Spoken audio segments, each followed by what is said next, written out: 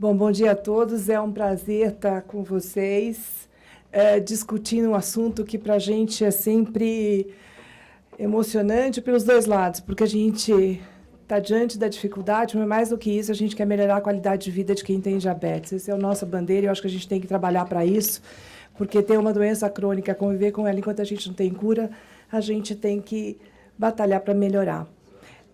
Uma das coisas que eu queria começar aqui com vocês, assim, vocês já pensaram que nenhum remédio é bom se o paciente não toma? Então, eu vou convidar vocês para conhecer um pouquinho a viagem que faz o remédio, desde a prescrição que o médico faz até ele chegar no paciente. É uma viagem. Porque olha que absurdo. Você prescreve aqui, ó, o médico prescreveu neste momento. Ele prescreveu e ao longo de 1 ano de segmento, 2 anos, daqui o 100% de uso, olha o que acontece no final de 2 anos. E isso piora quanto mais medicamentos são incluídos na prescrição. O paciente para. Então, o que está relacionado? Quando a gente fala de adesão, aderência, o que significa para o paciente? Essa viagem começa quando? A partir do momento que ele concorda com o que o médico prescreveu. Então, ele recebeu aquela prescrição, ele olhou o remédio, ele entendeu o que o médico prescreveu para ele, e, ao mesmo tempo, ele falou assim, tá bom, posso usar. Mas, outro lado de aderência, existe assim, ele concordou, mas ele persistiu no uso. Você pode ter um paciente que ele vai lá, concordo com ele, tudo bem, eu acho que eu preciso. Mas ele vai lá e toma um remédio um dia. E ele para. Então, quais são os fatores, quais são as barreiras que, na verdade, no dia a dia, para o paciente, eles podem interferir nessa jornada da medicação após a prescrição? Uma das coisas é a atitude do paciente, as crenças que ele tem. Se ele conhece aquela medicação, ou se ele conhece aquela doença, e ele relaciona com alguma outra coisa que ele já sabe que é ruim, isso pode dificultar para ele a aderência. Mas uma coisa interessante que chama atenção com os pacientes em relação à aderência é a capacidade do paciente olhar positivamente para a vida torna a adesão à terapia melhor. Só porque ele olha para ele como assim, tudo bem, eu recebi o diagnóstico, mas tudo bem, tem tratamento, a gente vai tratar. Se ele tem o conhecimento prévio, isso facilita. De alguns dados, mesmo que ele não conheça a doença, mas ele viu coisas positivas, ele pode levar isso adiante. É interessante que um estudo mostrado nos Estados Unidos, em que o paciente recebe aquela medicação. Então, aqui como nós temos disponível alguma das medicações para o diabetes, esse paciente também tinha. E durante 1 ano foi seguido esse ano inteiro. Quando foi visto, no início, perguntado para uma população que parou de tomar o remédio, que foi 10% da população parou na primeira caixa do remédio, perguntou para ele, mas por que o senhor parou? O remédio, o paciente virava para ele e falava assim, eu não sabia que eu precisava tomar por mais do que 1 mês. Eu recebi a caixa, eu tomei por 1 mês. Então, o que está envolvido nessa comunicação? Muitas vezes é a linguagem, a cultura, os conceitos que o paciente tem e reservado anteriormente dele. Olha que interessante, passa para mim. Dispepsia, o senhor nunca ouviu falar? Nunca ouvi falar. Não seria mais fácil se ele falasse em má digestão? Má digestão é estômago, né? Aí o senhor entende. Aí eu entendo. E quem aí conhece cefaleia? Já ouvi falar, mas não sei o que é cefaleia. O que é cefaleia? O mais comum é dor de cabeça, né? Eu tenho. Eu tenho cefaleia, então. Descobriu agora.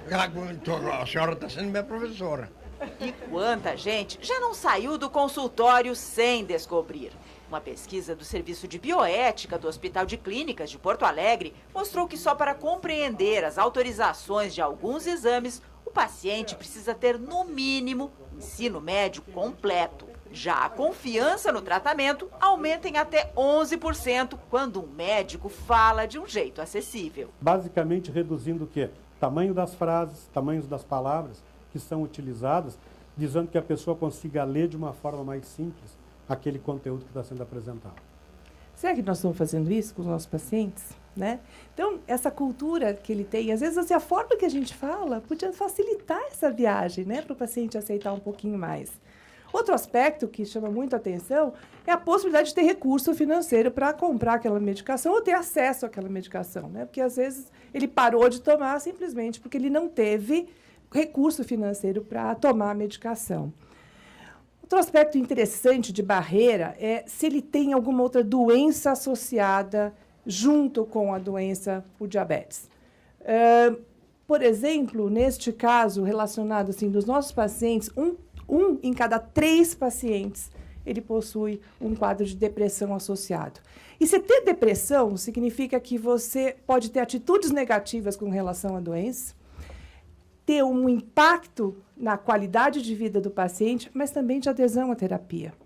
E isso aumenta o risco de complicações ao longo dos anos. Outro aspecto é, assim, em relação, não agora ao paciente, mas parte dessa viagem tem uma interação com o médico, né? Aquele médico que faz aquela prescrição. E esse pode ter algumas atitudes em relação ao paciente, que ele vai já pré-estabelecido que o paciente não vai aderir. Esse tratamento é muito complicado. Se eu já der insulina para ele, a gente não está conseguindo lidar com a medicação. Será que eu vou dar insulina e ele vai ser capaz de aprender aquilo e vai usar? Vamos deixar mais um pouquinho, dar uma chance para ele ir arrastando um pouquinho mais a terapia e, com isso, ele deixa de dar para o paciente a oportunidade de aderir àquela terapia nova. Conhecimento, por exemplo, se os nossos médicos estão atualizados na terapia, atualizados nas recomendações em que são dadas para o médico, como usar aquela medicação nova, ou como titular uma insulina, ou no dia a dia, até ensinar para o paciente o que ele pode fazer em termos de mudanças de estilo de vida. E a outra coisa, eu acho que o que mais chama atenção já no vídeo anterior que vocês viram, é a capacidade de comunicação desse médico, né? Se o médico consegue chegar até ele.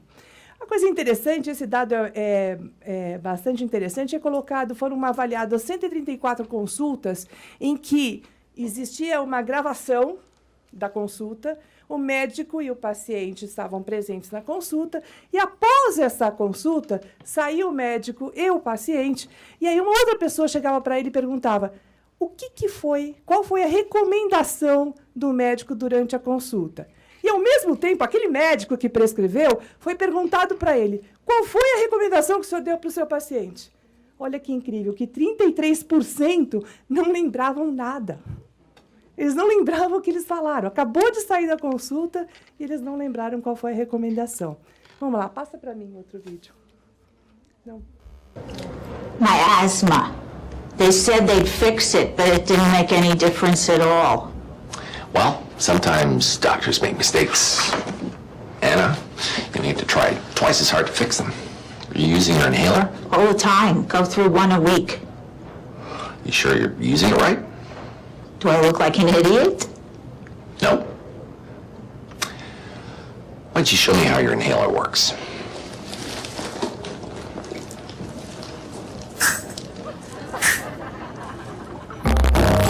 Se ninguém explicar, ela não vai saber como usar, né?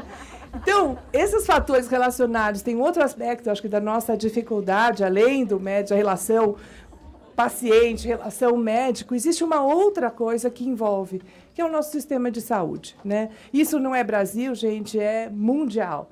A maior parte dos pacientes recebem cuidados com médico generalista dentro do quadro de diabetes, um diabetes como um todo.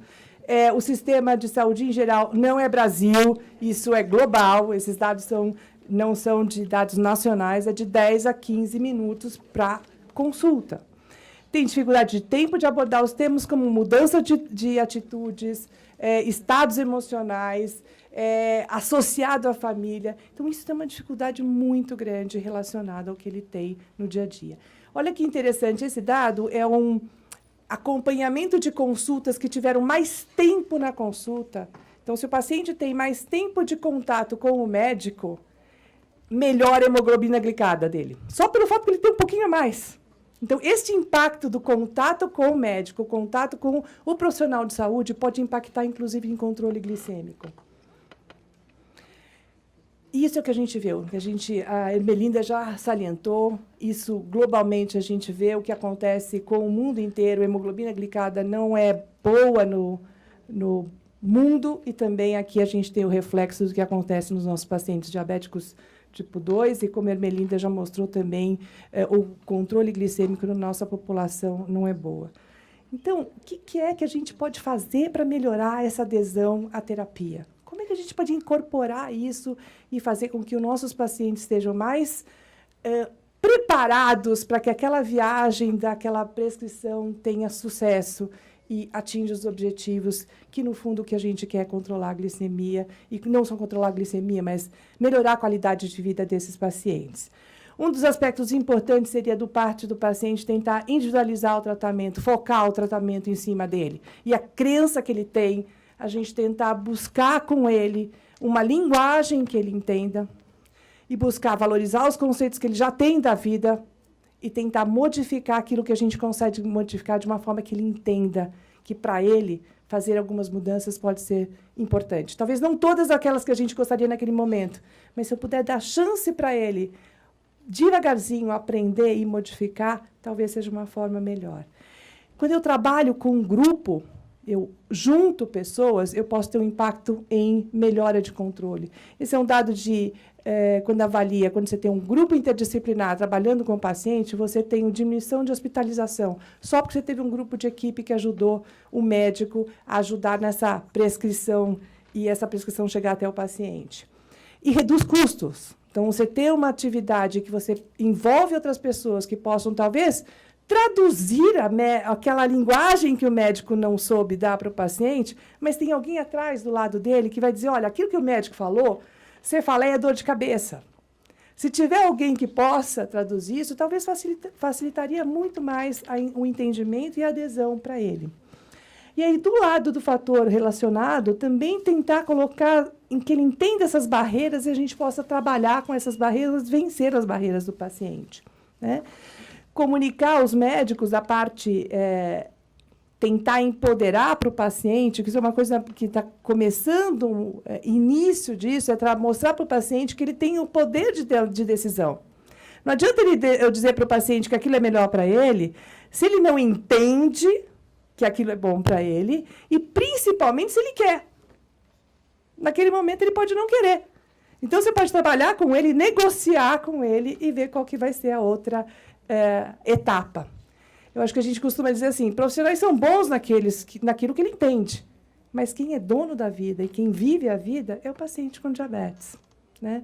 Eu acho que a gente tem recursos que a gente pode utilizar, hoje tem dados novos que podem ser acrescentados, até a utilização de webs. Acabei. Isso é só dado de literatura mostrando que tem melhora de hemoglobina glicada, utilização de, por exemplo, de telemedicina em locais mais distantes. Você, já que não tem acesso a toda a informação, você pode associar o tratamento do médico levando informação. Por exemplo, como os esquemas de educação que o próprio Instituto da Criança está propondo, pode ser uma solução. Eu não tenho um serviço que tenha educação, mas eu tenho um vídeo que vai lá e pode me dar dados de como cuidar, por exemplo, com uma hipoglicemia. Pode ser simples, mas vocês podem imaginar que a hora que sai aquela prescrição, naquela dose, ninguém orienta para o paciente que, se ele tiver hipoglicemia, ele pode diminuir a dose? Então, o que o paciente faz? Ele simplesmente tira. Se ele começa a ter hipoglicemia, ele sabe que aquele remédio deu hipoglicemia, ele tira. Não toma mais. Né? Mas se a gente explicar que ele pode diminuir, pode titular a dose, talvez facilite. Né? Outros recursos ainda estão em andamento, acho que daqui a SMS é só. Acho que a coisa mais importante para a gente é tentar engajar o paciente e dar do suporte para ele. Se der o suporte e que ajudar a entender que a doença é crônica, mas a gente pode ter qualidade de vida, isso vai influenciar bastante na aderência. Obrigada.